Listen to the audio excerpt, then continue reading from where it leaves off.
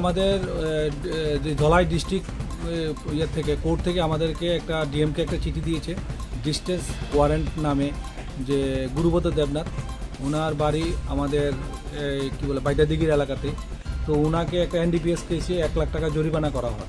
Accordingly ওনাকে আমি তৎক্ষণাৎ যখন চিঠি পাই সঙ্গে সঙ্গে ওনাকে ডেকে ওনাকে আমার এখানে যোগাযোগ করে ওনাকে খবর দিয়ে উনি যাওয়ার পরে ওনাকে আমি 7 দিনের টাইম দেওয়া হয়েছে। শনিবারে তিনি লাস্ট টাইম ছিল, কিন্তু উনি আমার কোনো কথাই কর্ণপাত করেন নাই। কিন্তু যেহেতু কোর্ট আমাদেরকে অর্ডার দিয়েছে, যে ডিএমকে ইনস্ট্রাকশন দিয়েছে যে 12 তারিখের মধ্যে রিপোর্ট দিতে হবে, আজকে 11 তারিখ।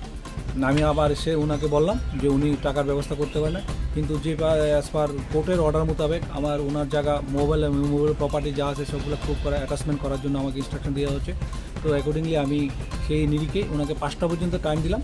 5টার সময় আমি আবার এসে তালা লাগিয়ে যাব। ওনাকে লাস্ট অপরচুনিটি, এটা আমার সেকেন্ড এবং থার্ড অপরচুনিটি, ওনাকে সুযোগ দেওয়া হলো। না পারলে তারপরে 5টার সময় আমরা এটা প্রুভ করে গালা সিল করে যাবো তাদের বাড়ি ঘর।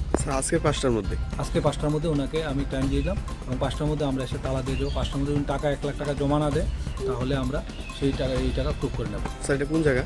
এটা সেই বাইদাদিঘি এলাকার নাম কসবা এলাকা বলে। স্যার এর নাম বাড়ির মালিকের নাম? মালিক গুরুব্রত দেবনাথ।